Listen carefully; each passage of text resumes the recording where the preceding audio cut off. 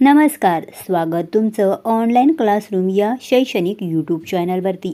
आज आपण पाहणार आहोत कथा लेखन, स्टोरी रायटिंग।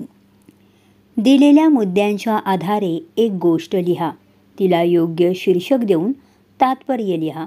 मुद्दे: श्रीमंत उद्योगपती, औषधांचा कारखाना, भेसळ करून पैसे कमवणे, सोनल नावाची मुलगी, हुशार, वडिलांचे गैरवर्तन पसंत नाही, तिच्या प्रिय मैत्रिणीचा आजारपणात मृत्यू, औषधांनी बळी, सोनलला धक्का, वडिलांना धडा शिकविण्याचा निर्णय, औषध घेणे, वडिलांना चिठ्ठी लिहिणे, पश्चाताप।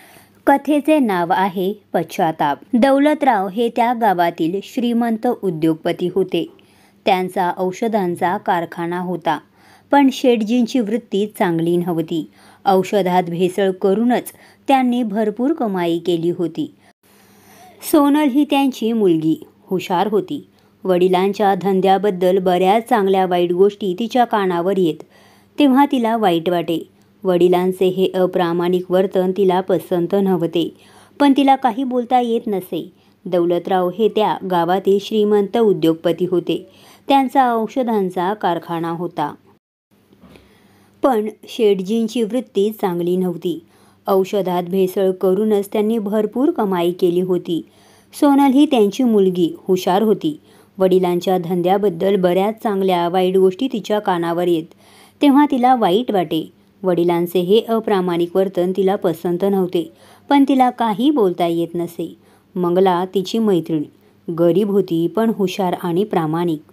एक दिवस ताप येण्याचे निमित्त झाले, औषधानेही आराम मिळाला नाही। त्या आजारपणातच मंगला मरण पावली। वडिलांच्या कारखान्यातील भेसळयुक्त औषधांमुळे ती मेली हे जेव्हा सोनलला समजले, तेव्हा तिला धक्काच बसला। आता मात्र तिने वडिलांना धडा शिकवायचे ठरवले।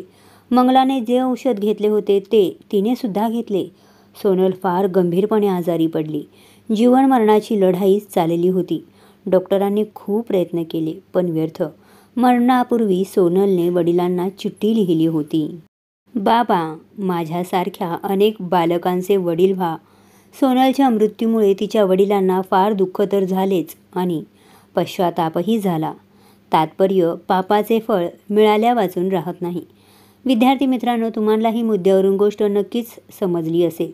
तेव्हा अशा शैक्षणिक व्हिडिओंकरता ऑनलाईन क्लासरूम यूट्यूब चॅनलला सबस्क्राईब करा। धन्यवाद।